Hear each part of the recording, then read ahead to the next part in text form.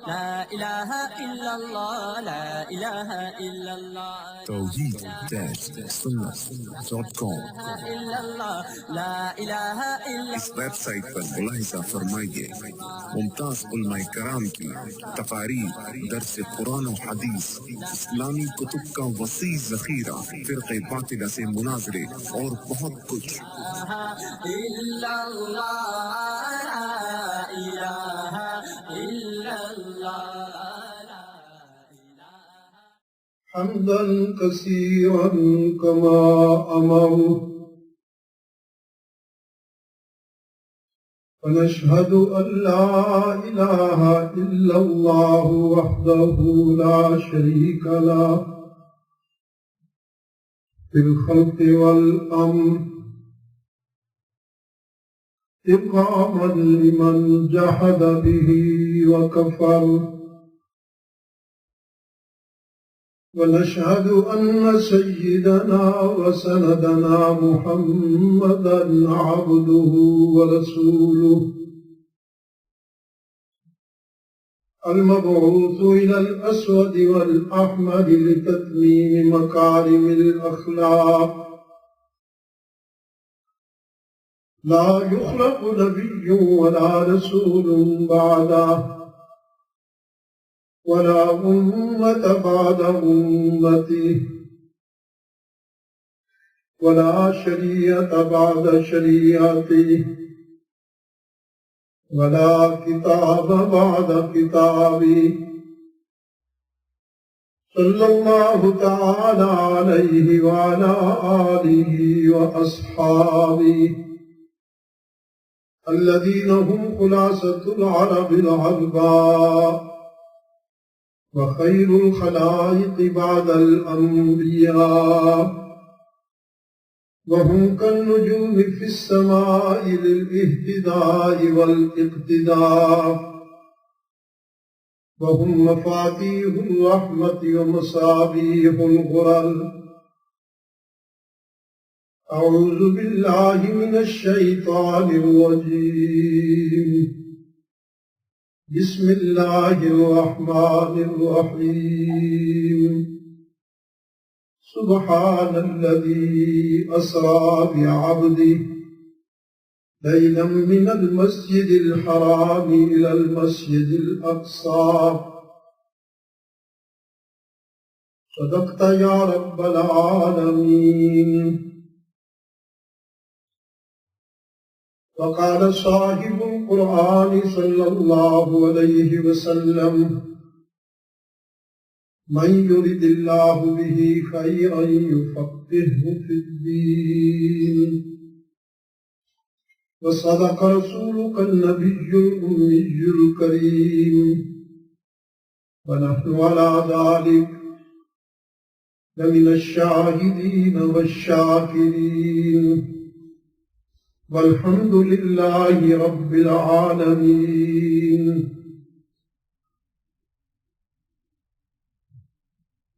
اللهم صل على محمد وعلى آل محمد كما صليت على إبراهيم وعلى آل إبراهيم إنك حميد مجيد اللهم بارك على محمد وعلى آل محمد كما باركت على إبراهيم وعلى آل إبراهيم إنك حميد مجيد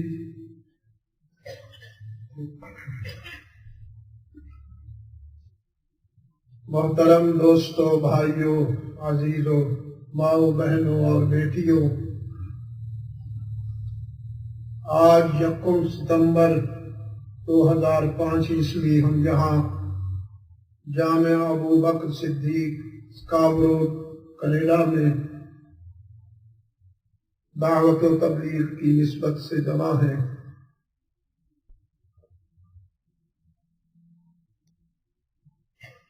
آج کی ملاقات کے عنوان کو ملحوظ رکھتے ہوئے میں نے آپ کے سامنے 15ویں پارے کا ابتدائی حصہ شروع کی آیہ کریمہ اور رسول اللہ صلی اللہ علیہ وسلم کا ایک ارشاد سامنے رکھا ہے۔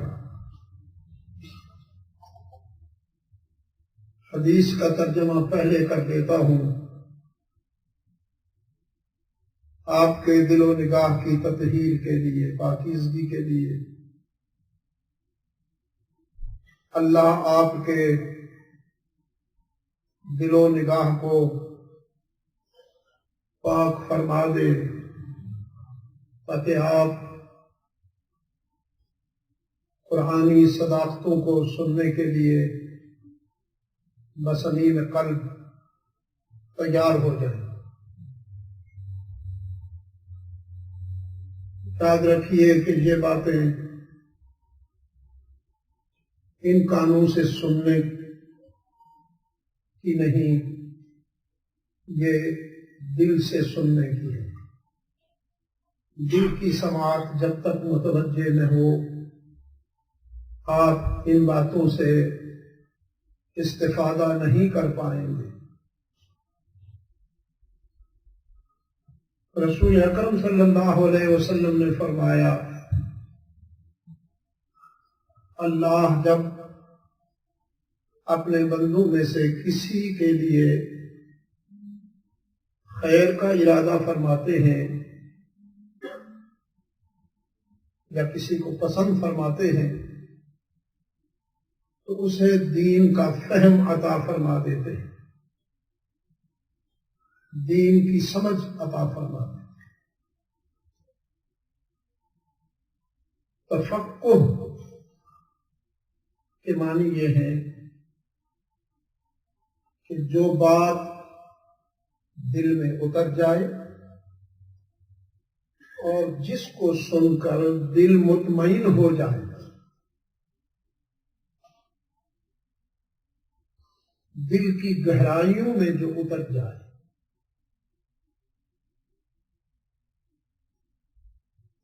اور دل کی گہرائیوں میں اسی کے بعد اترتی ہے جس پر وہ راضی ہو۔ یہ فلسفہ نہیں ہے، یہ منطق نہیں ہے، فلسفی نہیں ہے،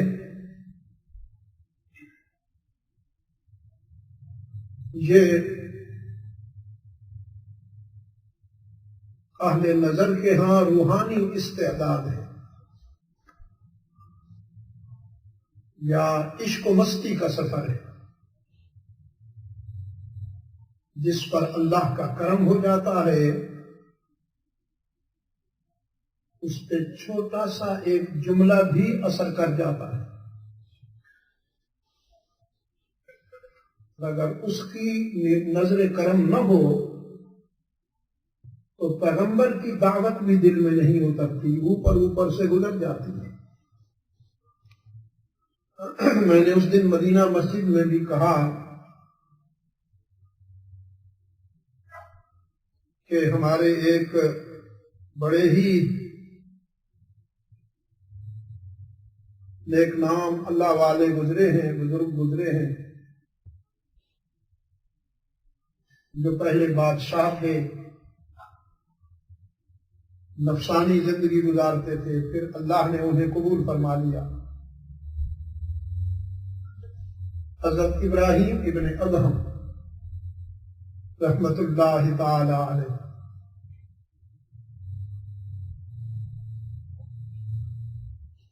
بادشاہی کے زمانہ میں جس طرح ان لوگوں کی زندگی ہوتی ہے آپ خوب سمجھتے ہیں۔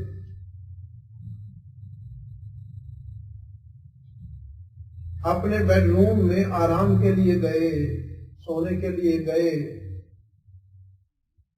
تو دیکھا گھر میں کام کاج کرنے والی خادمہ اور کنیز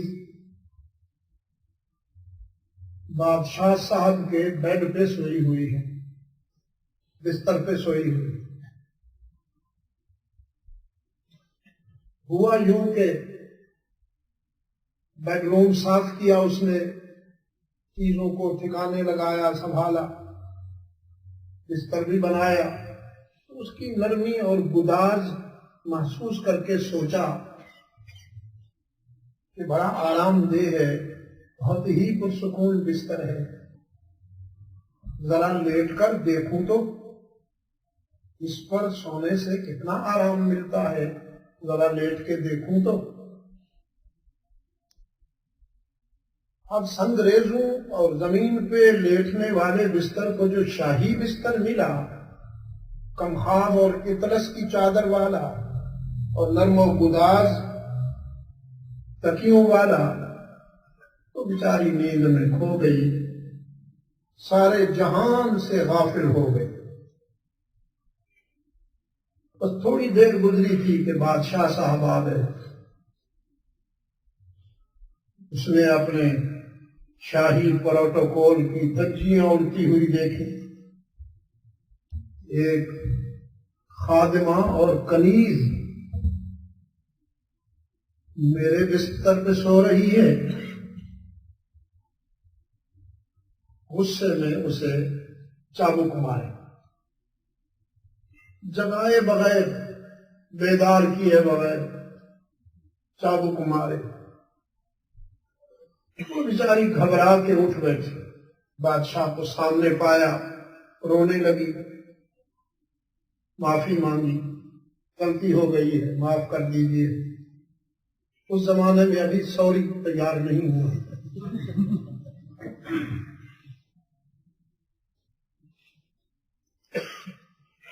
اوپر دیکھ کر ہنسنے لگی۔ اب دیکھیے جب اللہ راضی ہوتا ہے تو پھر کس طرح اسباب بنتے ہیں۔ اس کا اوپر دیکھ کر جو ہنسنا تھا، یہی بادشاہ صاحب کی زندگی میں تبدیلی کا باعث بن گیا۔ بادشاہ حیرت سے پوچھتا ہے، تیرا رونا تو سمجھا ہوں، ہنستی کیوں ہے؟ اس بیچاری نے کہا، ہنسنے کی وجہ بتاؤں گی تو اور مار کھاؤں گی۔ اس نے کہا، نہیں ماروں گا، بتاؤ، میں خود کہتا ہوں، بتاؤ۔ کہنے لگی، بادشاہ صاحب، روئی تو اس لیے ہوں کہ تیرے چابک نے میری چمڑی اجھیڑ ڈالی، ہنستی اس لیے ہوں کہ یا اللہ، اس بستر پہ 5 منٹ سوئی ہوں، مجھے تو 5 چابک نقد مل گئے۔ جو ساری زندگی سو رہا ہے، پتہ نہیں اسے کتنی مار پڑے گی، یہ ایسا بستر ہے۔ اس جملے سے ابراہیم ابن ادہم رحمت اللہ تعالی علیہ کے دل کی دنیا بدل گئی۔ ساری رات روتا رہا، بستر پہ نہیں سویا، ساری رات روتا رہا۔ صبح ہوئی تو اپنے درباری لوگوں سے کہا، یہ رہا تاج اور وہ رہا تخت،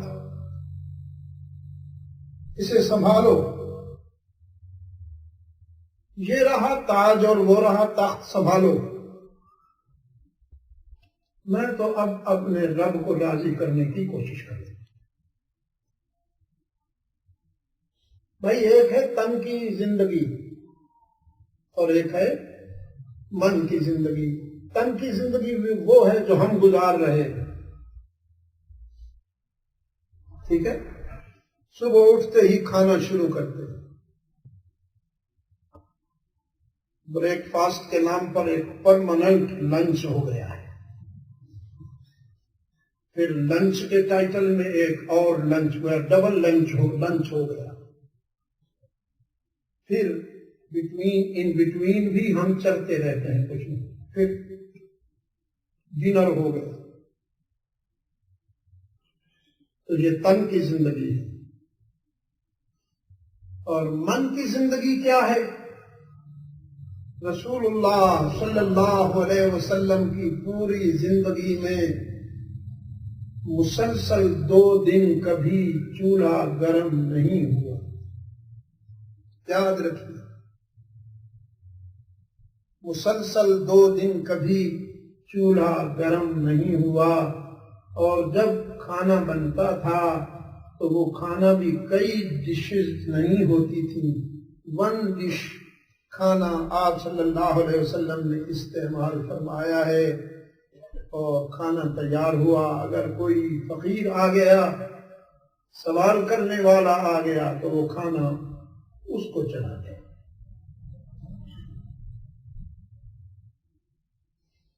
اللہ آپ کے دل کی دنیا کو پاکیزہ بنا دے، اپنی اور اپنے محبوب کی محبت کے لیے پسند فرما لے، پھر انشاءاللہ قرآن اور سنت کی روشنی آپ کے دل کی دنیا میں ضرور جگہ پا لے گی۔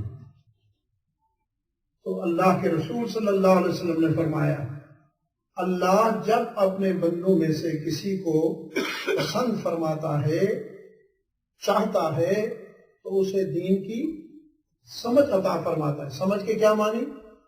دین پر اس کا دل مطمئن ہو جاتا ہے، دین پر اس کا دل مطمئن ہو جاتا ہے۔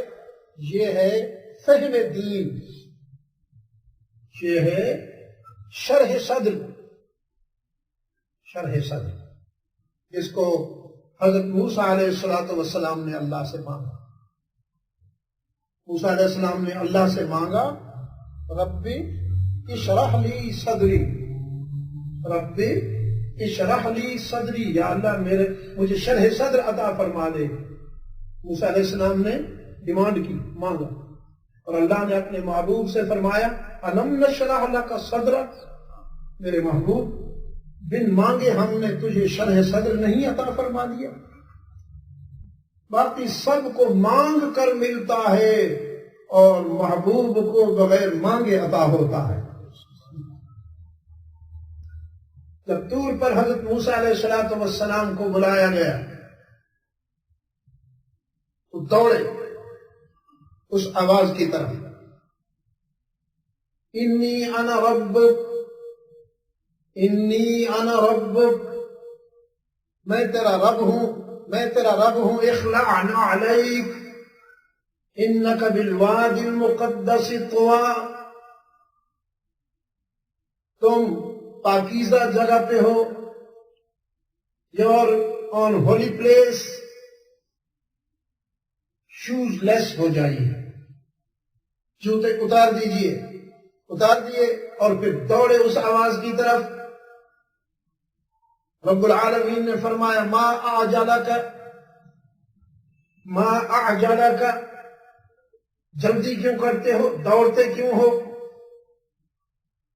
عرض کیا، ربی لترضا، ربی لترضا، یا اللہ جب تو نے بلایا تو پھر میں کیسے آرام آرام سے چلوں؟ معبود کی کال پر جلدی ہی تو آؤں گا، دوڑ کر آؤں گا، لترضا، تاکہ تو راضی ہو جائے، اس لیے دوڑ رہا ہوں کہ تو راضی ہو جائے۔ یہ کلیم اللہ ہے جو دوڑ رہا ہے اللہ کو راضی کرنے کے لیے، اور حبیب اللہ کا یہ مقام ہے، وَلَسَوْفَ يُعْطِيكَ رَبُّكَ فَتَرْضَىٰ، میرے محبوب تیرا رب اتنا عطا کرنے والا ہے، تجھ کو اتنا کچھ عطا کرنے والا ہے کہ تجھے راضی کر دے گا، تجھے راضی کر دے گا، اتنا کچھ عطا کرنے والا ہے۔ حضرات صحابہ رضوان اللہ علیہم اجمعین پوچھتے ہیں، اللہ کے محبوب آپ کو تو ساری نعمتیں عطا ہوئی، آپ پر تو نعمتوں کا اتمام ہو گیا، اب ایسی کون سی نعمت ہے کہ جو اللہ آپ کو عطا کریں گے اور آپ راضی ہو جائیں گے؟ فرمایا، یہ سیکرٹ ہے، میرے اور میرے رب کے درمیان راز ہے۔ تو صحابہ کی نگاہوں سے آپ صلی اللہ علیہ وسلم نے محسوس کیا کہ سسپنس نظر آتا ہے، تجسس معلوم ہوتا ہے، یہ جاننا چاہتے ہیں وہ کون سا راز ہے۔ تو آپ صلی اللہ علیہ وسلم نے فرمایا، حشر میں عبادت کرنے والے اپنی عبادت کے حوالے سے جنت میں چلے جائیں گے، ریاضت کرنے والے اپنی ریاضت کے حوالے سے جنت میں چلے جائیں گے، ذاکرین ذکر سے، ساجدین سجدوں سے، قائمین قیام سے، مجاہدین جہاد سے، قراء قرات سے، سب اپنے اپنے مقام کے حوالے سے جنت چلے جائیں گے. کچھ گناہگار باقی رہیں گے، کچھ گناہگار باقی رہیں گے. اس وقت میں سجدے میں سر ڈالوں گا، اور وہ سجدہ اتنا طویل ہوگا کہ دنیا کے ہزاروں سجدے بھی اس سجدے کا مقابلہ نہیں کر پائیں گے. میرا رب مجھ سے کہے گا ارفع رأسک، میرے محبوب سر اٹھاؤ، سل تعطا، جو مانگو گے عطا کروں گا.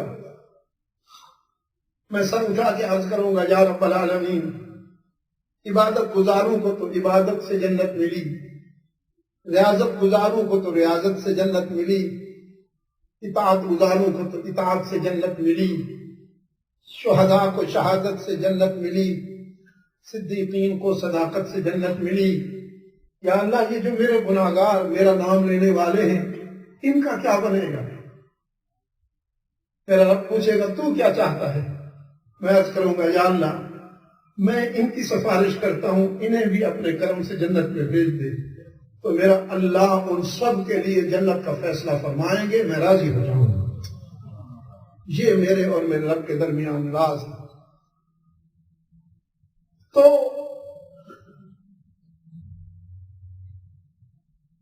معراج عروج سے مشتق ہے. عروج، اور عروج بلندی کا استعارہ ہے. یہ عروج جو اسلامی لغت میں، اسلامی ڈکشنری میں معراج کے ٹائٹل سے متعارف ہے، ہم جانتے ہیں. اس کا ایک خاص تصور ہے، اسپیشل کانسیپٹ ہے. یہ رحمت عالم صلی اللہ علیہ وسلم کی زندگی میں، مکی زندگی میں، ایک رات کے مختصر سے حصے میں فرش سے عرش تک کا ایک سفر ہے جو اللہ کی قدرت کاملہ کا مظہر ہے، اور اس کے آخری رسول صلی اللہ علیہ وسلم کی منفرد عظمت کا مظہر ہے.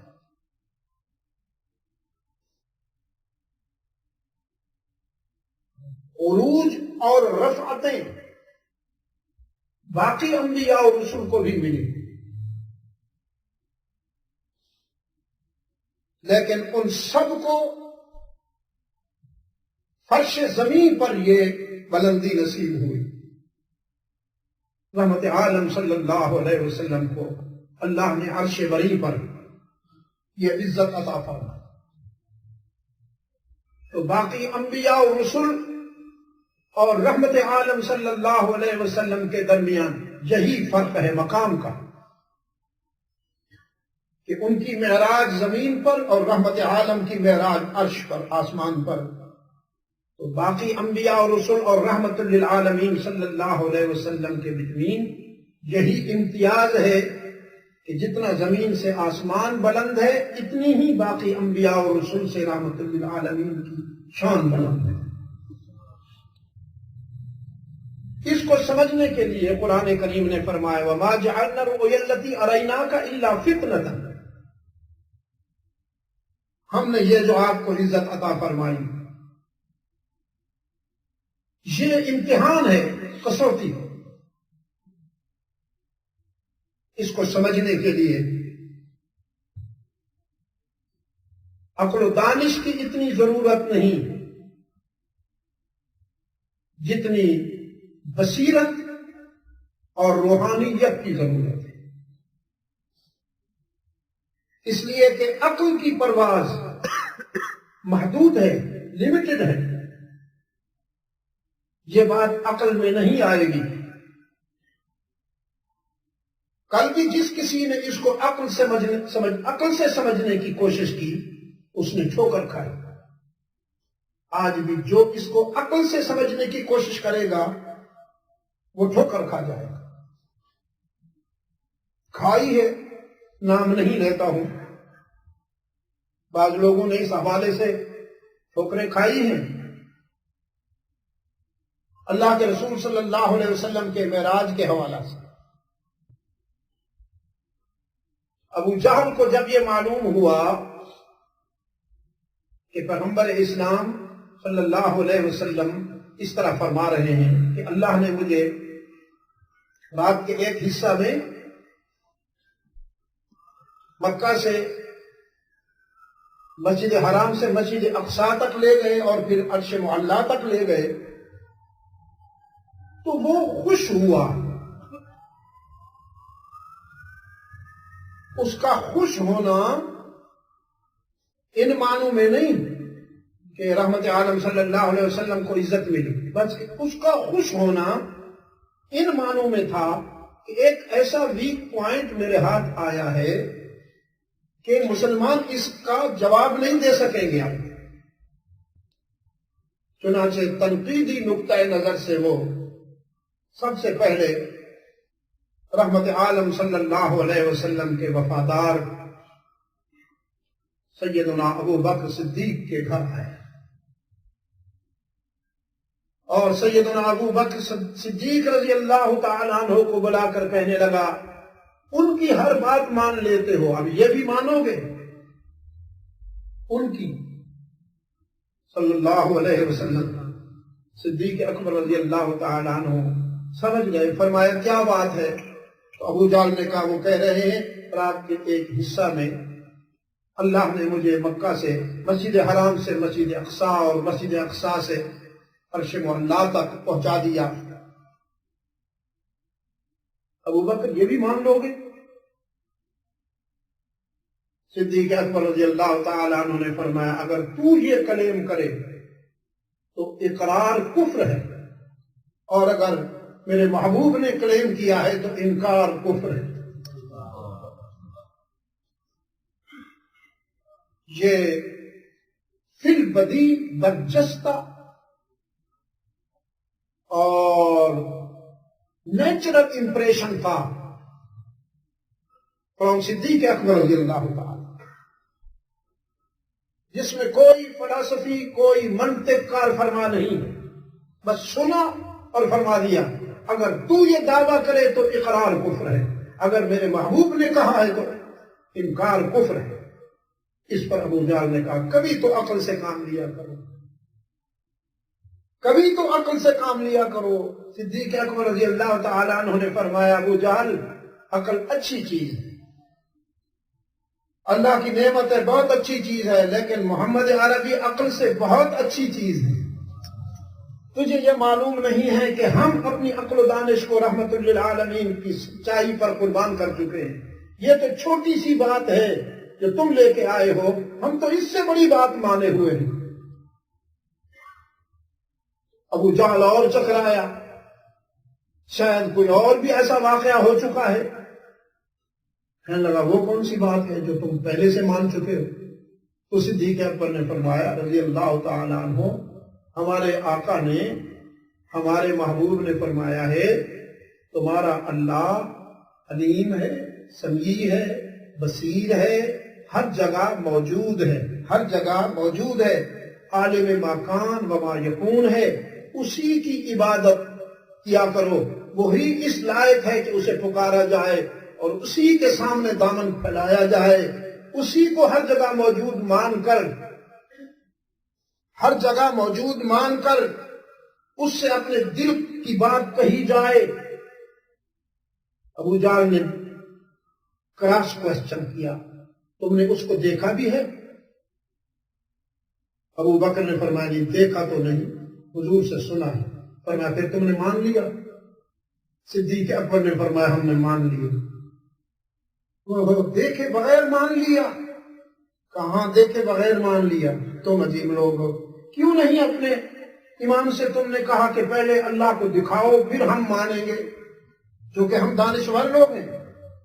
ہم عقل والے ہیں، سنی سنائی پر نہیں یقین رکھتے، جب تک آنکھوں سے نہیں دیکھیں گے نہیں مانیں گے۔ صدیق اکبر رضی اللہ تعالیٰ عنہ نے فرمایا، ابو جہل اگر ہم یہ اصرار کرتے، ہم یہ ڈیمانڈ کرتے کہ اللہ کو دکھاؤ تو پھر مانیں گے، تو شاید ہمارا محبوب اللہ کے حسن و جمال کی کوئی جھلک ہمیں دکھا دیتا۔ ابو جہل نے کہا کتنی اچھی بات تھی، دیکھ لیتے پھر اس کو مانتے۔ فرمایا پوری بات سنو نا، پوری بات سنو، اگر رسول اللہ صلی اللہ علیہ وسلم ہمارے مطالبے پر، ہمارے تقاضے پر اللہ کے حسن و جمال کی کوئی جھلک ہمیں دکھا دیتے تو اللہ پر ہمیں ایمان و یقین کا وہ مقام نصیب نہ ہوتا، آنکھوں سے دیکھ کر ہمیں وہ مقام نصیب نہ ہوتا جو رسول اللہ کی زبان سے سن کر نصیب ہوئی۔ اس لیے کہ ہماری آنکھوں کا دیکھنا اتنا یقینی نہیں ہے جتنا رسول اکرم صلی اللہ علیہ وسلم کا فرمانا یقینی ہے۔ ہماری آنکھیں دیکھنے میں غلطی کر سکتی ہیں، رحمت عالم صلی اللہ علیہ وسلم کی زبان بولنے میں غلطی نہیں کر سکتی۔ اچھا تم یہی رہو، میں ابھی جاتا ہوں۔ صدیق اکبر رضی اللہ تعالیٰ عنہ رحمت عالم صلی اللہ علیہ وسلم کی خدمت میں تشریف لائے، اور جو ہی صدیق اکبر رضی اللہ تعالیٰ عنہ تشریف لائے، رحمت عالم صلی اللہ علیہ وسلم کی نگاہیں ابو بکر کی طرف اٹھیں، چہرے پہ خوشی کی چمک آ گئی، جیسے کہ انتظار ہو رہا تھا۔ آپ نے فرمایا راستہ دے دو، میرے یار غار کو قریب آنے دو، قریب آنے دو۔ ابو بکر قریب آ گئے اور اللہ کے رسول صلی اللہ علیہ وسلم نے پورا واقعہ معراج بیان فرمایا۔ آپ صلی اللہ علیہ وسلم جب وقفہ فرماتے تھے تو ابو بکر صدقتا کی مہر لگاتے تھے، آپ کے ہر وقفے پر صدقتا یا رسول اللہ، صدقتا یا رسول اللہ، صدقتا یا حبیبی، صدقتا یا حبیبی، سچ کہا آپ نے، سچ کہا آپ نے، سچ کہا آپ نے۔ جب بات پوری ہو چکی تو صدیق اکبر رضی اللہ تعالیٰ عنہ نے عرض کیا، تیری معراج کہ تو لوح و قلم تک پہنچا، اور میری معراج کہ میں تیرے قدم تک پہنچا۔ تیرا عرش وہاں ہے، میرا عرش تو یہاں ہے۔ تیری معراج کہ تو لوح و قلم تک پہنچا، اور میری معراج کہ میں تیرے قدم تک پہنچا۔ آج کے دن رحمت عالم صلی اللہ علیہ وسلم نے ابو بکر کو یہ خطاب عطا فرمایا، انت صدیق الی یوم القیامہ، ابو بکر آج کے بعد تو قیامت تک صدیق کہلائے گا۔ اور صدیق اکبر رضی اللہ تعالیٰ عنہ کی ماں کا وہ خواب سچا ہو گیا۔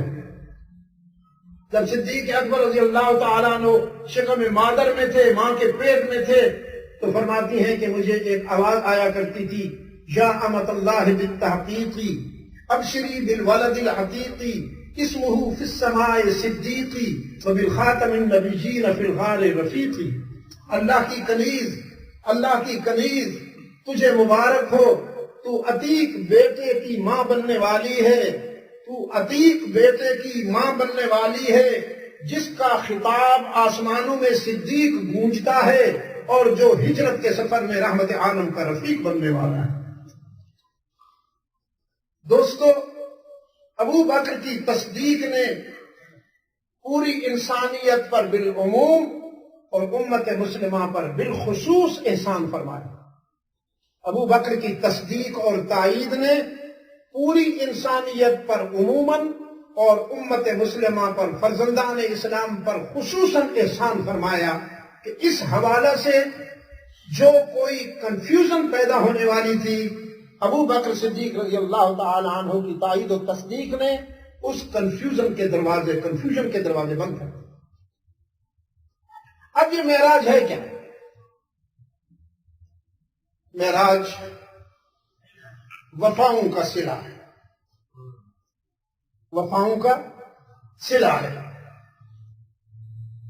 بے شک بہت بڑی رفعت اور بلندی ہے، اس میں کوئی شک نہیں، لیکن رحمت عالم کی وفائیں بھی تو مثالی ہیں۔ اللہ کی محبت میں رحمت عالم صلی اللہ علیہ وسلم نے جو مراحل طے فرمائے ہیں، جو مراحل طے فرمائے ہیں، کوئی اور ان مرحلوں سے گزر کے دکھائے تو مانوں۔ وہ معاشرہ، وہ سوسائٹی جو رحمت عالم صلی اللہ علیہ وسلم کو امین اور صادق مانتی تھی، جو قسمیں کھایا کرتے تھے ان کی صداقت و امانت کی، ان کی دیانت کی، جو ہاتھ ان کے راہوں میں پھول بچھایا کرتے تھے، کیا پھر انہی ہاتھوں نے پتھر نہیں اٹھا لیے؟ جو قربانت شوم کہا کرتے تھے، پھر انہی آنکھوں میں غیظ و غضب کی سرخی نہیں آئی؟ پیشکش ہوئی، سارا زمانہ آپ کا، سارا زمانہ آپ کا، تھوڑا سا کمپرومائز کر لیجئے ہمارے ساتھ، جو ہم کر رہے ہیں اسے بھی چلنے دیجئے، جو آپ چاہتے ہیں ہم اس پہ بھی کوشش کریں گے۔ کچھ لوگ کچھ دو کی پالیسی پر، کچھ لوگ کچھ دو کی پالیسی پر تھوڑی سی نرمی کیجیے۔ فرمایا افغیر اللہ تأمرونی اعبد، افغیر اللہ تأمرونی اعبد ایہا الجاہلون، وَلَقَدْ أُوحِيَ إِلَيْكَ وَإِلَى الَّذِينَ مِن قَبْلِكَ لَئِنْ أَشْرَكْتَ لَيَحْبَطَنَّ عَمَلُكَ وَلَتَكُونَنَّ مِنَ الْخَاسِرِينَ بَلِ اللَّهَ فَاعْبُدْ وَكُن مِّنَ الشَّاكِرِينَ۔ تم مجھے دنیا کی پیشکش کرتے ہو اور میرا یار تو مجھے دنیا اور آخرت کی کامیابی کا وعدہ دلاتا ہے۔ میں تمہاری بات کو کیا کروں گا، تمہاری چھوٹی سی پیشکش کو کیا کروں گا؟ میں تو اس سے محبت کرتا ہوں اور اسی سے وفا کرنے کا عزم کر چکا ہوں۔ تم مجھ سے یہ توقع رکھتے ہو، توحید-سنت.com مجھ سے توقع رکھتے ہو کہ میں بندوں کی عبادت کا راستہ کھلا رکھوں، میں مخلوق کی عبادت کے لیے بھی اپنے دل میں گنجائش پیدا کر لوں، سافٹ کارنر پیدا کر لوں؟ ایھا الجاہلون، قرآن کریم کا انداز بیان بڑا مشفقانہ ہے، عادلانہ ہے، منصفانہ ہے، کریمانہ ہے۔ قرآن کریم کسی کو ڈائریکٹ ہٹ نہیں کرتا، اولئک الذین کے صیغے استعمال کرتا ہے، لیکن دو مقام ایسے آئے کہ وہاں ضروری ہو گیا تھا کہ کافروں کو ایھا الکافرون کہا جائے اور جاہلوں کو ایھا الجاہلون کہا جائے۔ ایک سورہ کافرون میں قل یا ایھا الکافرون، وہ مقام بھی اس کی توحید کے سلسلے میں ہے کہ ان کی خواہش تھی کہ رب کو بھی سجدہ کیا جائے اور سب کو بھی سجدہ کیا جائے۔ ایک ہے رب کا سجدہ اور ایک ہے سب کا سجدہ۔ ان کی کمپرومائز کا کانسیپٹ یہ تھا کہ آپ بندوں کی عبادت کے لیے بھی اپنے اندر گنجائش پیدا کر لیں۔ اللہ کی عبادت حقیقی ہوگی، بندوں کی عبادت مجازی ہوگی کہ اللہ کے جو بندے ہیں ہم ان کے ذریعے وہاں تک پہنچیں گے۔ ڈائریکٹ اپروچ نہیں ہوتی، ما نعبدہم الا لیقربونا الی اللہ زلفا۔ ہم کس لیے ان کے در پہ جاتے ہیں؟ لات و منات، عزا و حبل، اور ہم نے یہ جو دربار اور آستانے بنا رکھے ہیں، اس لیے ان کے در پہ جاتے ہیں کہ یہ ہمیں اللہ سے ملاتے ہیں، کہ یہ اللہ کے پیارے ہیں، ہماری سنتا نہیں اور ان کی ٹھکراتا نہیں۔ بندوں کے لیے، مخلوق کے لیے گنجائش پیدا کیجئے، مخلوق کے لیے گنجائش پیدا کیجئے کہ ہم اس کے ذریعے اللہ تک پہنچیں، کہ ہماری سنتا نہیں اور ان کی ٹھکراتا نہیں، ہماری سنتا نہیں اور ان کی ٹھکراتا نہیں، تو ہماری ان کے آگے، ان کی اللہ کے آگے۔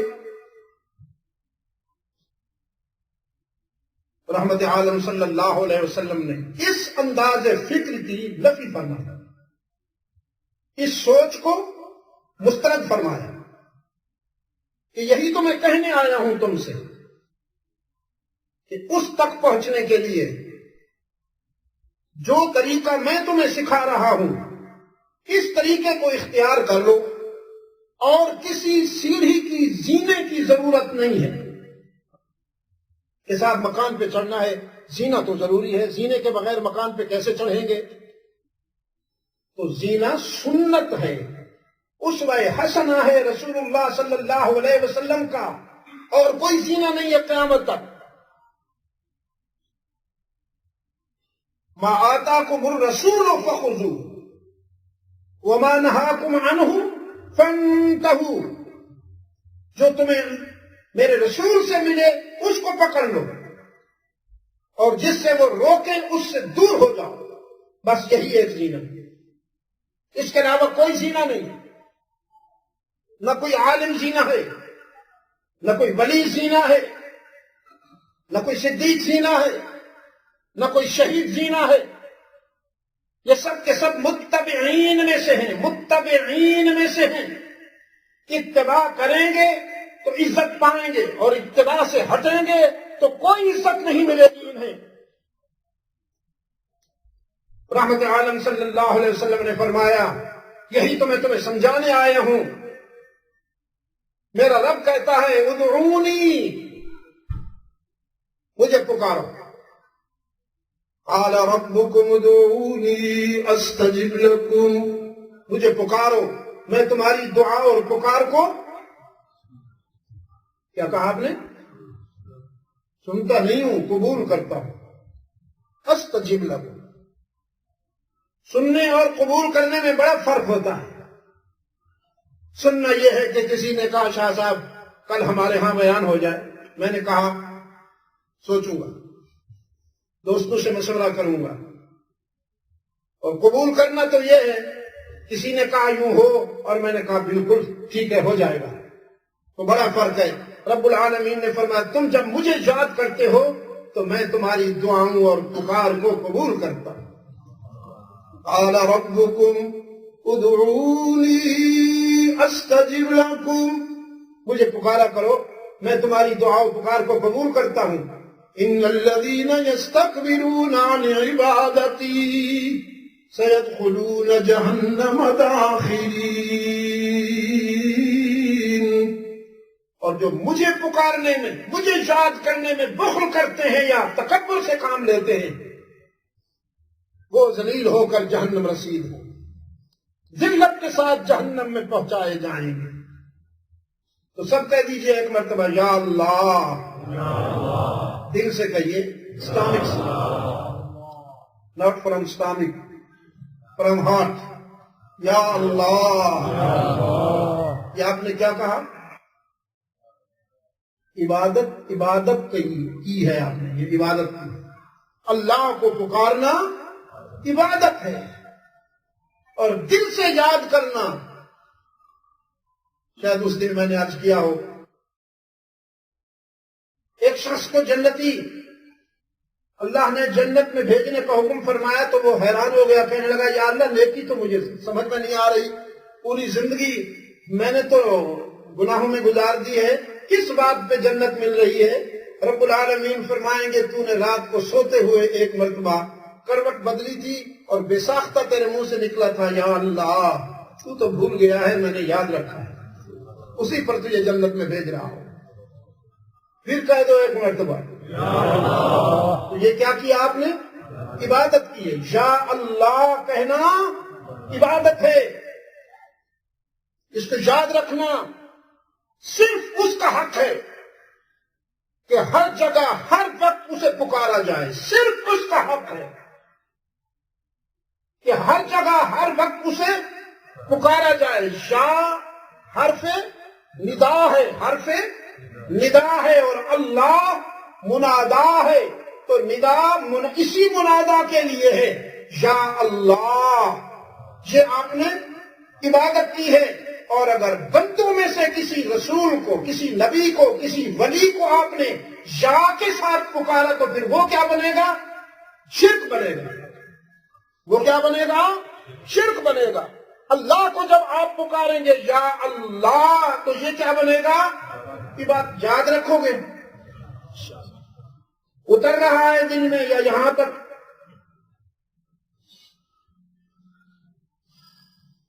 افغیر اللہ تأمرونی اعبد ایھا الجاہلون۔ جہالت کے بیماروں، مجھ سے یہ توقع کہ میں اللہ کے ساتھ کسی کو شریک مان لوں، کسی کو پارٹنر مان لوں، نہیں ہو سکتا۔ میں تمہاری بات سنوں یا عرش بری سے ہونے والی تنبیہ کو سنوں، مسلسل تنبیہ، کنٹینیوز وارننگ، کنٹینیوز وارننگ۔ لئن اشرکت لیحبطن عملک، لئن اشرکت لیحبطن عملک ولتکونن من الخاسرین۔ میرے محبوب ہو تو میرے محبوب، ہو تو میرے محبوب، میں نے تجھے یہ مقام عطا فرمایا کہ تیری مسکراہٹوں سے ستاروں کو چمک ملی، تیرے پسینے سے پھولوں کو مہک ملی، تیرے قیام سے آسمانوں نے بلندیاں لے لی، تیرے قعود سے دھرتی کو سکون ملا، تیری ہاں امر بن گئی، تیری نہیں ہو گئی۔ میرے محبوب، میں نے تجھے یہ مقام عطا فرمایا کہ کونین اور ثقلین کا تجھے امام بنا دیا۔ ملائکہ بھی تیری غلامی کرتے نظر آتے ہیں، نوری بھی تیری غلامی کرتے نظر آتے ہیں میرے محبوب، لیکن میرا محبوب ہونے کے باوجود لئن اشرکت لیحبطن عملک، اگر تو نے بھی میرے ساتھ کسی کو شریک ہونا گوارا کیا لیحبطن عملک، تو تو بھی میری ناراضگی سے نہیں بچ پائے گا، وَلَتَكُونَنَّ مِنَ الْخَاسِرِينَ، اور تو بھی نقصان اٹھانے والوں میں سے ہو جائے گا۔ جہاں محبت زیادہ ہوتی ہے وہاں غیرت بھی زیادہ ہے۔ محبت کرنے والے بڑے سینسٹیو ہوتے ہیں۔ اللہ کو اپنے محبوب سے جتنی محبت ہے وہاں احساس بھی اتنا ہی زیادہ ہے۔ اس لیے رب العالمین نے فرمایا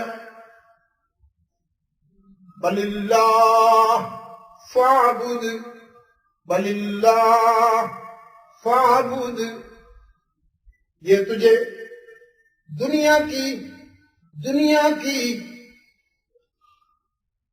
خواہشات کی طرف متوجہ کرتے ہیں، اور میں تجھے اپنی محبت کی طرف متوجہ کرتا ہوں۔ بل اللہ فاعبد، اللہ کی ہی عبادت کرتا جا، اللہ کی ہی عبادت کرتا جا۔ وَكُن مِّنَ الشَّاكِرِينَ، اور شکر گزار میرے بندوں کا امام بن جا۔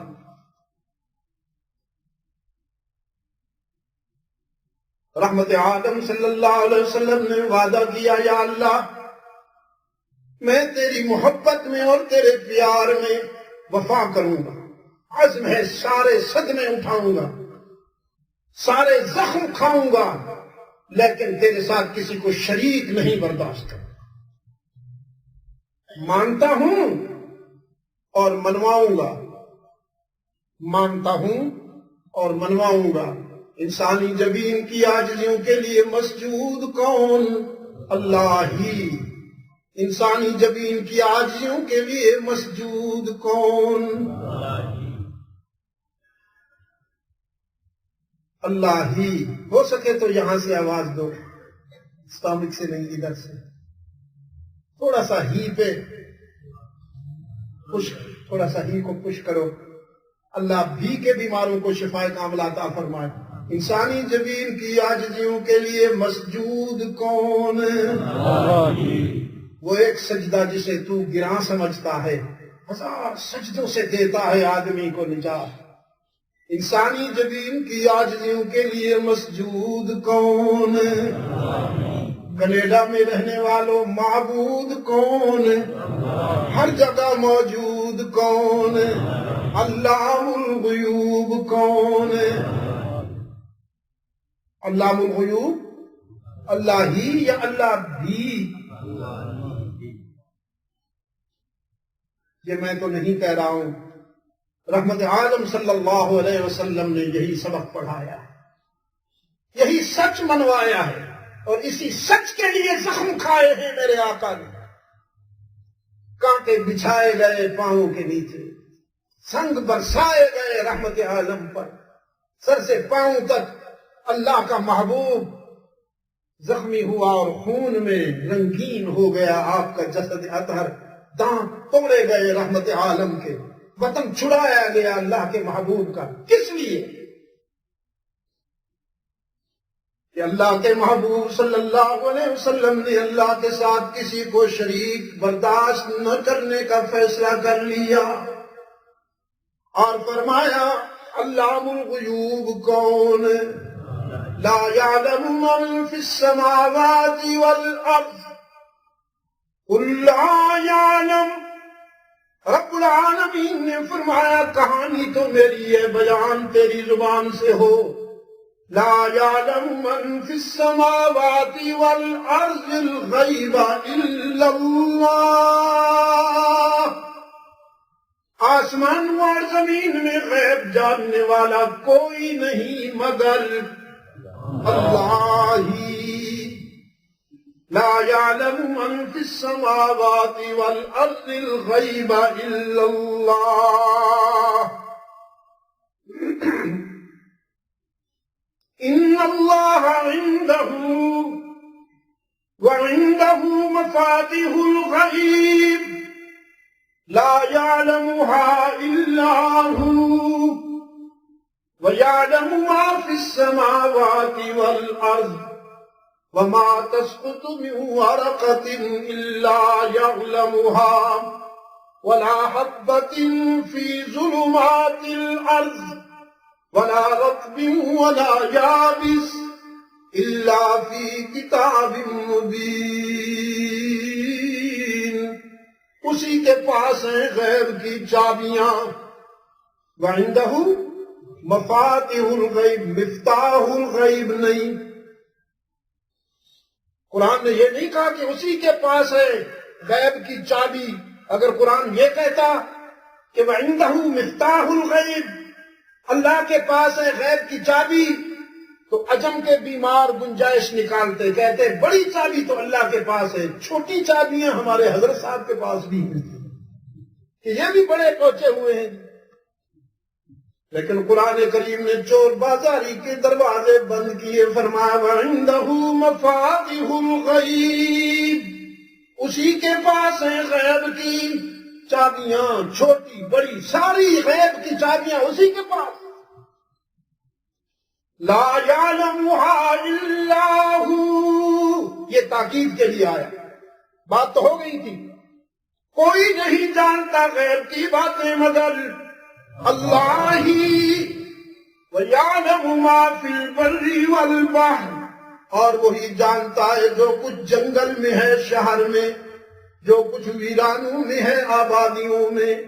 وَمَا تَسْقُطُ مِنْ وَرَقَةٍ إِلَّا يَعْلَمُهَا، یہ ہے اس کے علم کی وسعت، یہ ہے رب العالمین کے علم کی وسعت کہ جب ونٹر میں پتجھڑ کے موسم میں درختوں سے پتے گرنے لگتے ہیں، قرآن کہتا ہے کرۂ ارض پر پوری کائنات میں درختوں سے گرنے والے پتوں میں سے کوئی ایک پتا ایسا نہیں جو اس کے علم سے باہر ہو۔ وَمَا تَسْقُطُ مِن وَرَقَةٍ إِلَّا يَعْلَمُهَا وَلَا حَبَّةٍ فِي ظُلُمَاتِ الْأَرْضِ، اور زمین سے اگنے والا کوئی بیج، کوئی دانہ ایسا نہیں جو اس کے علم سے باہر ہو۔ وَلَا رَطْبٍ وَلَا يَابِسٍ إِلَّا فِي كِتَابٍ مُبِينٍ۔ دنیا میں جو کچھ ہے وہ سب کا سب اس کے دفتر میں محفوظ۔ ایک اللہ والے نے بڑی عجیب بات کی وَلَا حَبَّةٍ فِي ظُلُمَاتِ الْأَرْضِ کے حوالے سے، فرمایا زمین سے جب بھی کوئی دانہ اگتا ہے، جب کوئی بیج پھوٹتا ہے تو فطرتاً ایک شاخ اس کی نکلتی ہے، بعد میں پھر وہ پھیلتا ہے، اس کو پتے لگتے ہیں، ٹہنیاں بنتی ہیں، وہ پودا بنتا ہے یا درخت بنتا ہے، لیکن جب پھوٹتا ہے زمین سے تو ایک ہی شاخ نکلتی ہے۔ اس نے فارسی میں اس کو منظوم کیا اور فرمایا ہر گیاہے کہ الزمین رویت، ہر گیاہے کہ الزمین رویت وحدہ لا شریک لہ گویا۔ جب بھی کوئی بیج، کوئی دانہ پھوٹتا ہے تو سب سے پہلے اس کی توحید بیان کرتا ہے کہ میرا پیدا کرنے والا اکیلا ہے، کوئی اس کا شریک نہیں ہے۔ وحدہ لا شریک لہ گویا۔ یہ کس کی زبان ہے؟ یہ کس کی لینگویج ہے؟ فطرت کی لینگویج، یہ نیچر کی لینگویج ہے، نیچرل لینگویج ہے۔ فطرت بولتی ہے وحدہ لا شریک لہ، فطرت کی زبان ہے وحدہ لا شریک لہ۔ اس لیے سب کچھ اسی سے ہونے اور اس کے بغیر کسی سے کچھ نہ ہونے کا یقین پیدا ہوگا تو بات بنے گی۔ شیخ محمد الیاس نور اللہ مرقدہ کے رضاکار شیخ محمد الیاس رحمت اللہ تعالی علیہ کی جماعت تبلیغی کے رضاکار یہی منواتے ہیں پوری دنیا میں سب کچھ اللہ سے ہونے اور غیر اللہ سے کچھ نہ ہونے کا یقین پیدا کرو گے تو بات ہوگی، پھر بات بنے گی، پھر وفا ہوگی۔ ادھر بھی دیکھو اور ادھر بھی دیکھو، محبت کے سفر میں ادھر اور ادھر دیکھنے والے مال کھا جاتے ہیں۔ کوئی آوارہ کسی خاتون کو چاہنے والے چاہت کا دعویٰ کرتے ہوئے پیچھا کرتا تھا۔ یہاں کے تو چاہنے والے بھی عجیب ہیں۔ ہمارے عبدالسلام کے گھر کسی نے نوک کیا، دیکھا تو دو بچیاں کھڑی ہوئی ہیں، انہوں نے کہا کہ وہ ہمارا پیچھا کر رہے ہیں، ہمیں جگہ دے دو۔ اس نے کہا ایسے کیسے جگہ دے دوں؟ فون بھی کر دیا جہاں کرنا چاہیے تھا اور ان سے پوچھا کہ اس طرح کا معاملہ ہے تو انہوں نے بتا دیا بھی جگہ دے دو، تو پھر جگہ دے دی۔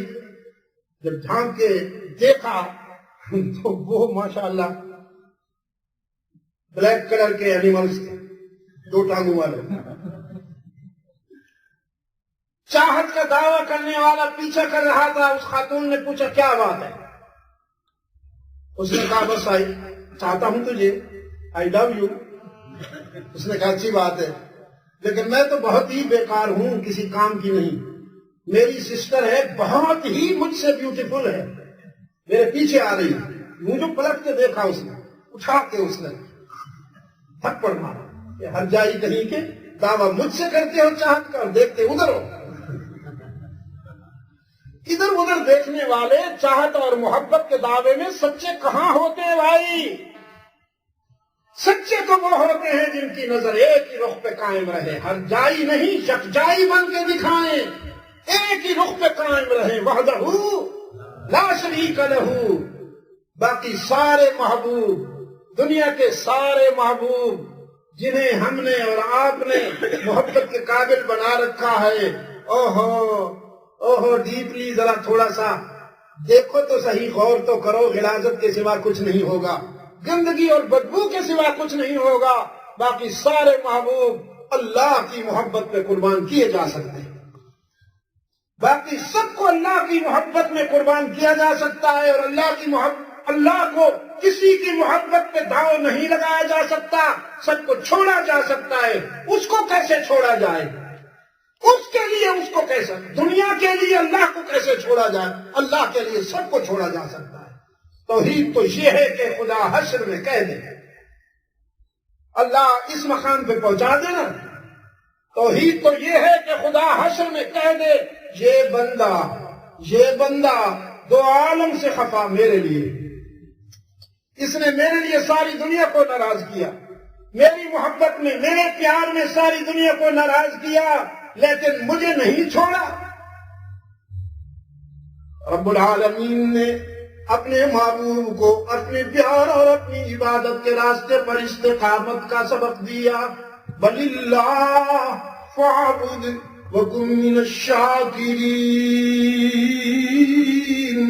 اور رحمت عالم صلی اللہ علیہ وسلم بھی اس راستے پر استقامت کے ساتھ چلتے ہیں، استقامت کے ساتھ چلتے ہیں۔ پھر وہ وقت آ گیا کہ اللہ نے اپنے محبوب کو اس بلندی کے مقام پہ پہنچایا کہ جہاں عقل انسانی بھی نہیں پہنچ پائی۔ مسجد حرام سے مسجد اقصی لائے گئے، تمام انبیاء علیہ السلام کو اللہ نے وہاں جمع کر رکھا ہے۔ ہم سے جو لوگ پوچھا کرتے تھے کبھی کبھی اعتراض کے لہجے میں، تنقید کے لہجے میں، کیسی باتیں کرتے ہو؟ جسد عنصری کے ساتھ نہ کوئی پلین، نہ کوئی سیارہ، نہ کوئی ڈسکوری، نہ کوئی اپولو، کیسے گئے؟ کیسی باتیں کرتے ہو؟ انبلیویبل باتیں منواتے ہو۔ اللہ نے اپنے فضل و کرم سے انہی کو یہ استعداد دے دی، یہ صلاحیت عطا فرمائی کہ انہوں نے اہل و فولاد کا ایک ڈھانچہ بنایا، اس میں انسان کو بٹھایا، بھیجا، پھر خود دعویٰ کیا، وہ چاند پہ پہنچ گیا۔ ان کے سوال کا جواب ہماری زبان سے نہیں، انہی کی زبان سے، جواب المغالطۃ فی المغالطۃ موجود، جو ہم سے پوچھا کرتے تھے انہی کی زبان سے جواب مل گیا۔ تم نیل آرمسٹرانگ کو چاند پر بھیج سکتے ہو تو خالق کائنات اپنے محبوب کو عرش معلیٰ پہ نہیں بلا سکتا؟ اگر تم جیسے ضعیفوں کو یہ صلاحیت اور اتنی قوت ہے، تم بندے ہو نا، تو سارے بندے ضعیف ہیں، سارے بندے ضعیف ہیں، کھانے کو نہ ملے تو بھوک سے مرتے ہیں، وہی کھانا جا کے اسٹامک میں پرابلم بن جائے تو پین سے مرتے ہیں۔ کیا حال ہے اس کا؟ انسان کا کیا حال ہے؟ ایک بادشاہ صاحب ایک شکار کے دوران درخت کے نیچے بیٹھے ہوئے فقیر کے پاس گئے، کہنے لگا پیاس لگی ہے، پانی پلاؤ گے؟ فقیر نے غور سے دیکھا، پانی کا مشکیزہ لٹک رہا تھا، اتارا، پیالے میں پانی ڈالا، پیش کیا۔ بادشاہ بڑا خوش ہو گیا، کہنے لگا میں بادشاہ ہوں، کیا چاہتے ہو، کیا دے دوں؟ فقیر نے کہا مچھر بہت تنگ کرتے ہیں، مکھیاں بہت تنگ کرتی ہیں، تو بادشاہ انہیں روک دے، مجھے تنگ نہ کیا کرے۔ بادشاہ صاحب کہنے لگے مچھر اور مکھی پر تو میرا آرڈر نہیں چلتا۔ وہ درویش کہنے لگا جب مچھر اور مکھی پر تیرا آرڈر نہیں چلتا تو تیری بادشاہی کو میں کیا کروں، جاؤ اپنا کام کرو۔ یہ اپنے بارے میں خوش فہم تھے، ہیں جی، اور کانفیڈنس ہو گئے تھے، اور کانفیڈنس۔ دیکھو اللہ کی طرف سے تنبیہات ہوتی ہیں، بالاقساط ہوتی ہیں، چھوٹی سی تنبیہ آئی، قرآن پاک نے فرمایا وَلِلَّهِ جُنُودُ السَّمَاوَاتِ وَالْأَرْضِ، وَلِلَّهِ جُنُودُ السَّمَاوَاتِ وَالْأَرْضِ، آسمان اور زمین میں جتنی چیزیں ہیں وہ سب اللہ کا لشکر ہے، اللہ کا لشکر ہے۔ تم میزائلوں کے بغیر نکمے ہو، تم بم کے بغیر خود کو ناکارہ سمجھتے ہو، لیکن اللہ جب چاہے ہواؤں سے کام لیتا ہے، بادلوں سے کام لیتا ہے، مچھروں سے کام لیتا ہے، چیونٹیوں سے کام لیتا ہے۔ نمرود کو بہت غرور تھا، وہ آنا والا غیری کو دعویٰ کرتا تھا میں سب کچھ ہوں، کون مجھے مسخر کرے گا، کون مجھے ناکام بنائے گا؟ اللہ نے ایک مچھر کو حکم دیا، گھس گیا وہ نمرود کے کان میں گھس گیا، وہ بھی لنگڑا، کامل بھی نہیں تھا، نارمل بھی نہیں، اب نارمل مچھر گھس گیا کان میں۔ اس نے جا کے اپنی کاروائی شروع کی، ایکشن شروع کیا، درد شروع ہوا، خارش شروع ہوئی، اپنے درباریوں سے کہنے لگا ذرا جوتے مارو مجھے۔ وہ جوتے مارتے تھے، اسے سکون ملتا تھا، کہا اور مارو، وہ اور مارتے تھے، اسے سکون ملتا تھا، اور اسی میں طبیعت صاف ہو گئی۔ وَلِلَّهِ جُنُودُ السَّمَاوَاتِ وَالْأَرْضِ، پانی نہ ملے تو پیاس سے مرتا ہے انسان، وہی پانی جب اللہ چاہتا ہے تو پھر دوسری شکل اختیار کر لیتا ہے۔ قوم نوح کا دعویٰ یہ تھا، خوش فہمی یہ تھی، پراؤڈنس یہ تھا کہ ہمیں کوئی نقصان نہیں پہنچا سکتا۔ پانی آیا، پانی، اور پانی نے پوری قوم کی طبیعت صاف کر دی، پوری قوم کی طبیعت صاف کر دی۔ اب حشر تک یہ زمانہ رحمت عالم صلی اللہ علیہ وسلم کی امت کا زمانہ ہے، محمد عربی صلی اللہ علیہ وسلم کے غلاموں کا زمانہ ہے۔ حشر تک اب کوئی اجتماعی ہلاکت تو نہیں آئے گی۔ رسول اللہ صلی اللہ علیہ وسلم کی مشفقانہ دعائیں پوری انسانیت کا پہرا دے رہی ہیں۔ اللہ اکبر۔ حضور صلی اللہ علیہ وسلم کی مشفقانہ دعائیں، آنسوؤں سے بھری ہوئی دعائیں پوری انسانیت کے سر پہ سایہ کیے ہوئے ہیں، شفقت کا پہرا دے رہی ہیں۔ کوئی اجتماعی ہلاکت تو نہیں آئے گی، لیکن چھوٹی چھوٹی تنبیہات تو اللہ کی طرف سے ہوتی رہے گی کہ تم ناقص ہو، تم فانی ہو، میں ہی کامل ہوں، میں ہی باقی ہوں، تم ضعیف ہو، میں ہی قوی ہوں۔ یا ایھا الناس، یا ایھا المسلمون نہیں، یا ایھا الناس انتم الفقراء الی اللہ، تم سب اللہ کے در کے فقیر ہو، تم سب اللہ کے در کے فقیر ہو، چاہے جھونپڑوں میں رہتے ہو یا بنگلوز میں رہتے ہو، تم سب میرے در کے فقیر ہو۔ تمہاری پہچان ہی یہ ہے کہ تم مجھ سے مانگو، اور میری شان یہ ہے کہ میں تمہارا دامن بھرتا ہوں۔ انتم الفقراء الی اللہ واللہ هو الغنی الحمید، اور غنی و حمید کون ہے؟ صرف اللہ ہے۔ غنی و حمید کون ہے؟ صرف اللہ ہے۔ پوری انسانیت اللہ کے در کی سوالی ہے، پوری انسانیت اللہ کے در پہ مانگنے والی ہے۔ وہ جب چاہتا ہے، جتنا چاہتا ہے، جس کے لیے چاہتا ہے، خیر کے فیصلے فرماتا ہے۔ توحید-سنت.com تو مسجد حرام سے مسجد اقصی رب العالمین اپنی قدرت کاملہ سے اپنے محبوب کو لے گئے، وہاں پر تمام انبیاء موجود ہیں۔ بتایا گیا کہ اب تمہارا امام آ رہا ہے، اب تمہارا امام آ رہا ہے۔ سنا مجدہ جو آدم نے تو خوش ہو کر وہ کہتے تھے، سنا مجدہ جو آدم نے، ابراہیم کی نظریں بھی اٹھتی ہیں اپنے بیٹے کے استقبال میں، کلیم اللہ کی نظریں بھی اٹھتی ہیں اپنے بھائی کے استقبال میں، یوسف کی نظریں بھی اٹھتی ہیں اپنے بھائی کے استقبال میں۔ یوسف کے حسن کا شہرہ بھی پوری دنیا میں تھا، لیکن آج وہ آیا ہے جس میں کئی یوسف سمائے ہوئے ہیں۔ مخدومۃ المسلمین ام المومنین سیدہ عائشہ صدیقہ رضی اللہ تعالیٰ عنہ فرماتی ہیں، زلیخا کا بھی یوسف تھا اور میرا بھی یوسف۔ زلیخا کے یوسف کو دیکھنے والیوں نے انگلیاں کاٹ دی، ایمان نہیں لائیں۔ زلیخا کے یوسف کو دیکھنے والیوں نے انگلیاں کاٹی، ایمان نہیں لائیں، اور میرے یوسف کو دیکھنے والے پہلے ایمان لائے پھر گلے کٹوا دیے۔ حسن یوسف دم عیسیٰ ید بیضاداری،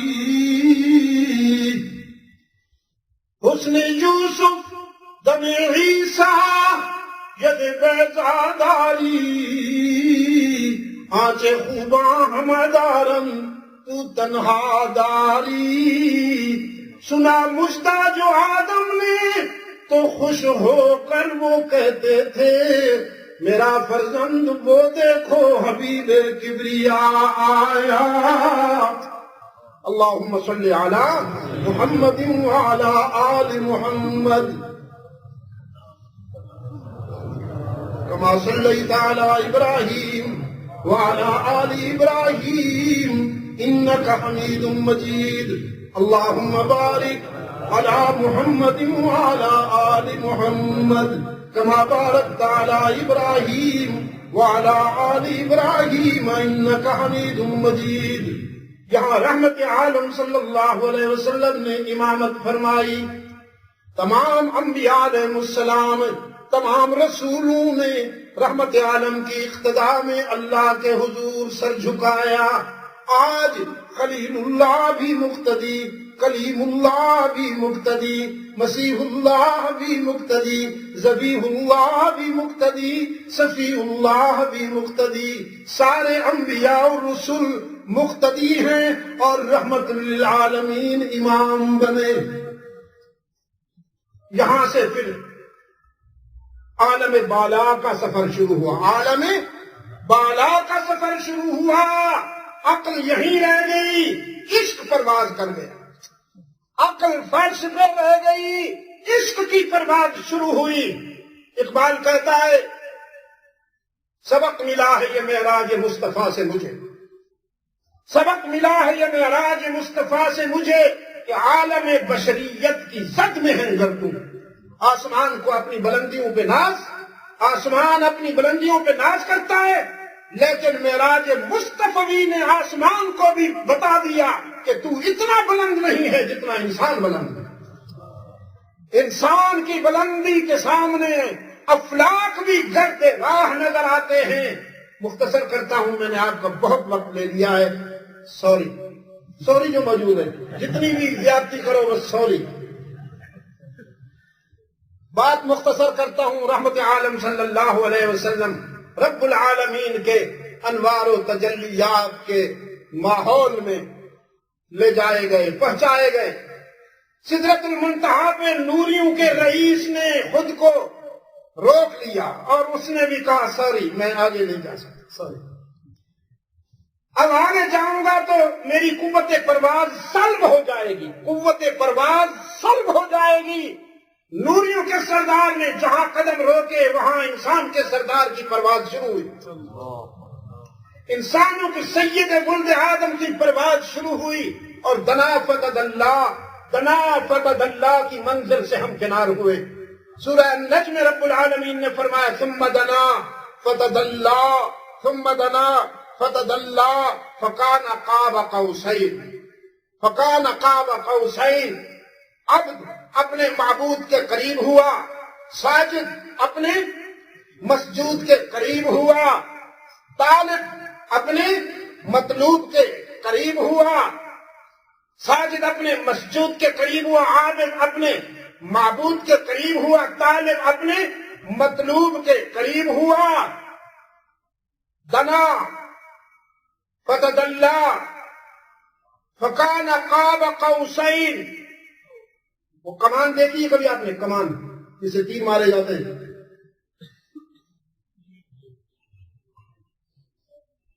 لوگوں کو تو ڈر لگتا ہے، آپ نے تو دیکھی ہوگی. بڑی عجیب بات ہے، لوگوں کو ہماری داڑھی سے ڈر لگتا ہے.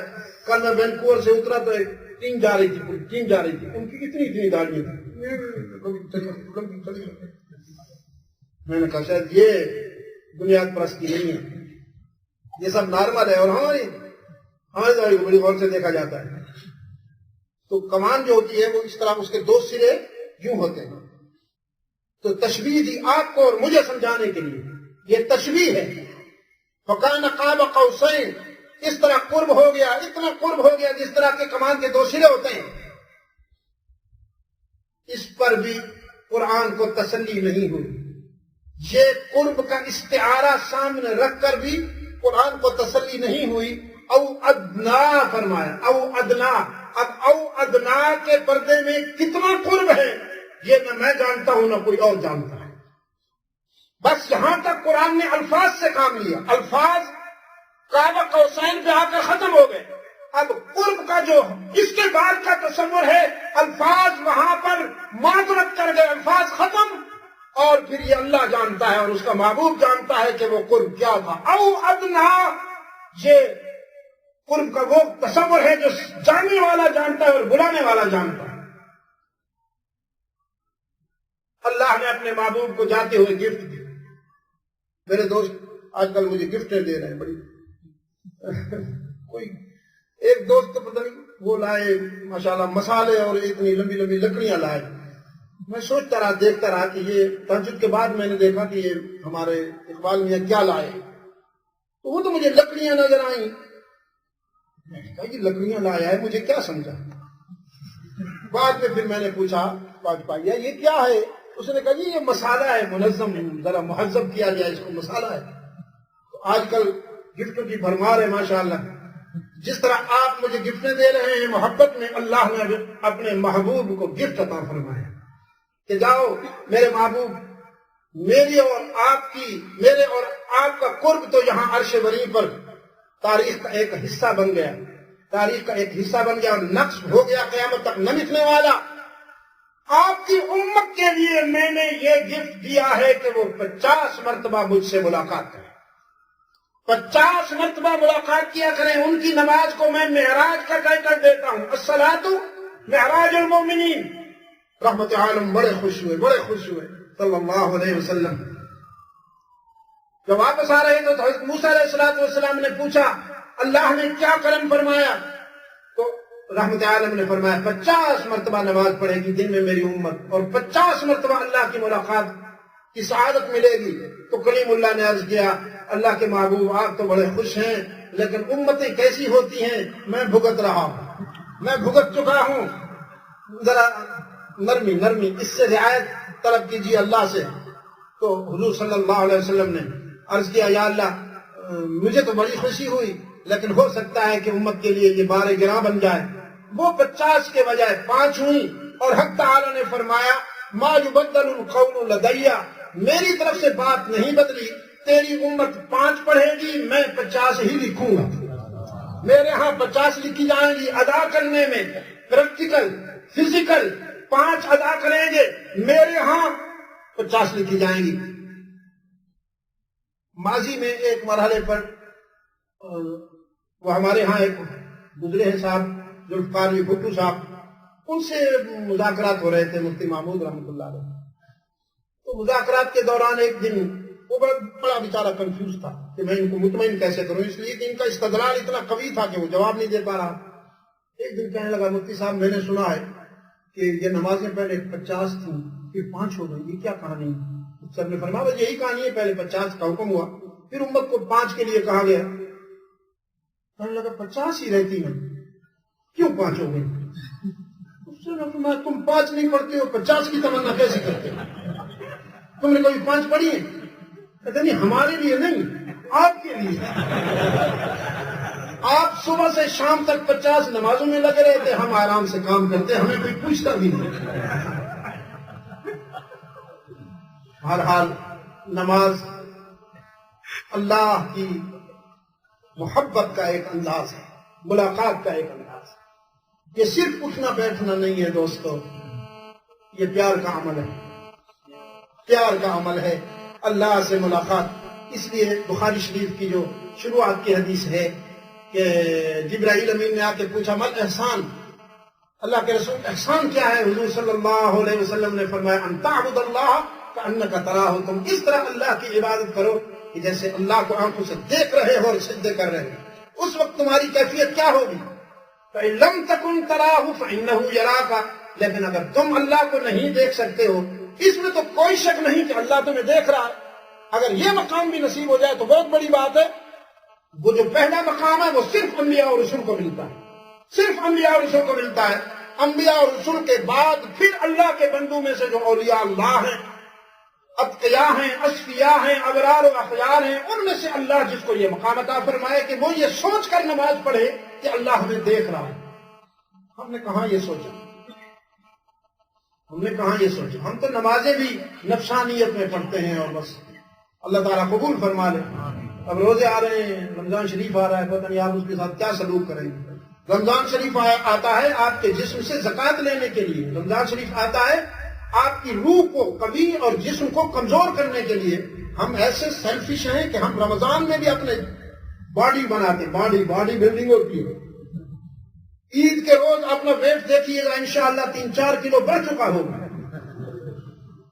تو رمضان شریف کے ساتھ بھی ہمارا یہ سلوک ہو گیا. افطاری لا الہ الا اللہ، افطاری اتنی بھرپور کہ سحری تک کچھ کھانے کی گنجائش نہیں، اور سحری پھر اتنی بھرپور کہ شام تک کچھ منہ میں رکھنے کی گنجائش ہی نہیں ہے. رند کے رند رہے، ہاتھ سے جنت نہ گئی.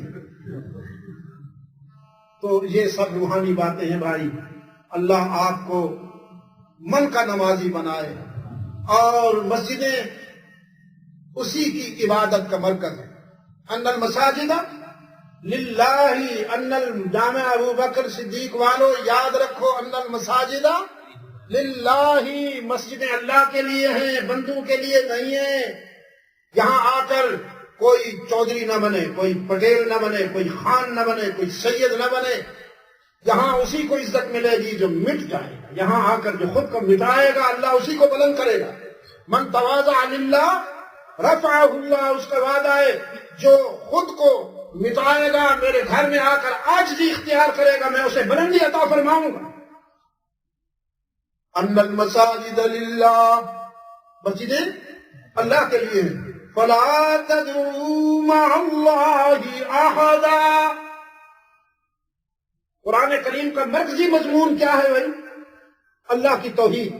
قرآن کریم کا مرکزی مین سبجیکٹ اللہ کی توحید. الحمد للہ، للہ سے شروع ہوگا، اور اعوذ برب الناس، للہ سے رب الناس تک پورا قرآن اس کی وحدانیت اور اس کی ربوبیت کا اعلان کرتا ہے. فلا تدعوا مع اللہ احدا. اب میں نے بہت وقت لے لیا، اگر زندگی رہی تو انشاءاللہ ہم کل اسی سلسلے کو آگے بڑھائیں گے تھون کلف میں دارالسلام میں بعد مغرب کا. میری طرف سے کچھ مدینہ مسجد میں اعلان بھی ہو گیا تھا، اور ان دوستوں کو میں نے کہہ بھی دیا چکا. یہاں کے دوستوں نے مجھے پابند نہیں کیا تھا آج کی رات کے لیے، یہ تو بعد میں ان کو غالباً یاد آیا کہ بھئی یہ معراج کی شب ہے، اور جامع مسجد ابو بکر صدیق کے لیے یہ ملاقات بہت ہی مناسب رہے گی. تو انہوں نے اس کو پسند کیا، اور بس ٹھیک ہے، آج یہاں ملاقات ہوگی. کل انشاءاللہ ہم تھون کلف میں بعد مغرب مل بیٹھیں دارالسلام میں، اور اس سلسلے کو ہم کل مکمل کریں گے. جامع مسجد ابو بکر صدیق، مجھے نہیں معلوم زندگی میں پھر ملاقات ہوگی کہ نہیں. جیسا کہ میں پہلے بھی کہہ چکا ہوں، میری مسنون زندگی تو پوری ہو گئی، اب بونس میں زندگی گزار رہا ہوں. مسنون زندگی تو 63 ایئرز ہے نا جی. تو میں اب 65ویں سال میں جا رہا ہوں. 65 اپریل سے میرا 65واں سال شروع ہو گیا. تو نہ معلوم کس گلی میں زندگی کی شام ہو جائے. جہاز عمر رواں پر سوار بیٹھے ہیں، سوار خاک ہیں، بے اختیار بیٹھے ہیں، بے اختیار بیٹھے ہیں. نہ معلوم کب بیماریوں میں بھی گھرا ہوا ہوں. پورے دن میں کوئی 20 22 25 گولیاں لیتا ہوں. تو آپ دعا فرمایا کریں بس زندگی کا آخری سانس بھی اس کے دین کی دعوت میں قبول ہو جائے. پوری زندگی تقریباً 8.5 ملین مائلز میرے تبلیغ کا سفر ہو چکا. 8.5 ملین یعنی 85 لاکھ میل، کلومیٹر نہیں. میں بتاتا گیا، ایک عزیز کمپیوٹر میں اسے ڈالتا گیا تو یہ نتیجہ نکلا. 100 سے زیادہ ممالک میں گیا بیٹھا ہوں، پورے کرۂ ارض کو دیکھے بیٹھا ہوں بحمداللہ تعالی. دنیا میں جہاں گیا ہوں، کسی کونے پہ بھی گیا ہوں، مجھے اس کا حسن ہر جگہ جھلکتا ہوا چمکتا ہوا نظر آیا. اس کے حسن و جمال کے نظارے مجھے پوری دنیا میں نظر آئے، چاہے وہ وائٹ سکن والے تھے یا بلیک سکن والے تھے یا براؤن سکن والے تھے. اس کی مخلوق چاہے کسی رنگ میں تھی، لیکن اس کے پیار کا ہر جگہ رنگ ایک ہی نظر آیا. اللہ تعالیٰ اس مسجد کی تعمیر کے سلسلے میں آپ حضرات کو قبول فرمائے، آپ کو یہ عزت عطا فرمائے کہ میری توقعات سے بھی جلدی یہ مرکز کمپلیٹ ہو جائے۔ وہاں ایک جزیرہ ہے فرانس کا، ریونین، غالباً وہ بھی سن 1983 کا 1983 تھا کہ ہم نے سنٹ جوزف میں ایک مسجد کا فاؤنڈیشن کیا۔ پہاڑ کو کاٹنا تھا، اس کے نیچے پارکنگ بنانا تھی، اس کے اوپر مسجد بنانا تھی، تو بظاہر وہ بڑا کنجسٹڈ پروجیکٹ تھا اور میں سمجھتا تھا کہ کئی سال لگیں گے۔ وہاں ہمارے ایک محترم دوست تھے جو دارالعلوم فلاح دارین کے خادم تھے، ترکیشور گجرات میں، سورت کے پاس، حاجی یوسف راوت، اللہ تعالیٰ ان کو اپنی جوار رحمت میں جگہ عطا فرمائے۔ لاسٹ جون میں وہ دنیا چھوڑ گئے۔ تو وہ بھی اور کچھ اور دوست بھی، انہوں نے کسی نے اس کے تعمیر کی ذمہ داری لے لی، کسی نے پارکنگ کی ذمہ داری لے لی، کسی نے فنیشنگ کے ضروریات کی ذمہ داری لے لی، بس اسی طرح 3-4 اللہ کے بندوں نے ذمہ داری پوری لے لی۔ صرف 11 مہینے گزرے کہ مجھے کال آ گئی کہ الحمدللہ مسجد کمپلیٹ ہوگی، اوپننگ کے لیے آئی ہے۔ جہاں میں سوچ رہا تھا کہ سال لگیں گے، وہ چند مہینوں میں اللہ نے اسے کمپلیٹ کر دیا۔ تو میں آپ کے لیے دعا کرتا ہوں، میں نے یہاں کے جو ذمہ دار حضرات ہیں ان سے بھی عرض کیا ہے کہ بیفور ماہ رمضان آپ اس کی تعمیر شروع فرما دیں۔ اب آپ کے سامنے بھی کہہ رہا ہوں، انشاءاللہ رمضان مبارک سے پہلے اس کی تعمیر شروع ہو جائے گی، اور آپ سب حضرات کسی اخلاص اور محبت کے ساتھ اس کی تعمیر میں حصہ بھی لیں، دعا بھی کریں، خوش بھی ہوں کہ جیسے یہ سب آپ کی چاہت کے مطابق کام ہو رہا ہے، آپ کی تمناؤں کے مطابق کام ہو رہا ہے۔ یہ کسی فرد کی بات نہیں ہے، اللہ کو راضی کرنا مقصود ہے، اس کی رضا کے لیے ہم سب یہ کر رہے ہیں، اور ہماری جو کمنگ جنریشن ہے ان کے فکر و نظر کی تعمیر کا مرکز بنے گا، انسانیت کی فلاح و بہبود کا مرکز بنے گا۔ انشاءاللہ یہاں سے محبتیں تقسیم ہوں گی، یہاں سے عزتیں تقسیم ہوں گی، یہاں سے دلجوئی ہوا کرے گی، دل شکنی نہیں ہوا کرے گی انشاءاللہ العزیز۔ میں دعا کرتا ہوں رمضان سے پہلے اس کی تعمیر شروع ہو جائے، اور پھر انشاءاللہ دیکھیے اس کے کرم کے نظارے، کس طرح اس کا کرم آتا ہے، موسلا دھار اس کا کرم آئے گا انشاءاللہ العزیز۔ تو ہمیں بھی یاد کر لینا چمن میں جب بہار آئے۔ بسم اللہ اللہم صلی علی محمد النبی الامین وعلی آلہ وصحبہ وسلم۔ ربنا آتنا فی الدنیا حسنۃ وفی الآخرۃ حسنۃ وقنا عذاب النار۔ ربنا ظلمنا انفسنا وان لم تغفر لنا وترحمنا لنكونن من الخاسرین۔ اللهم ارنا الحق حقا وارزقنا اتباعه وارنا الباطل باطلا وارزقنا اجتنابه منها انا على ذكرك وشكرك وحسن عبادتك۔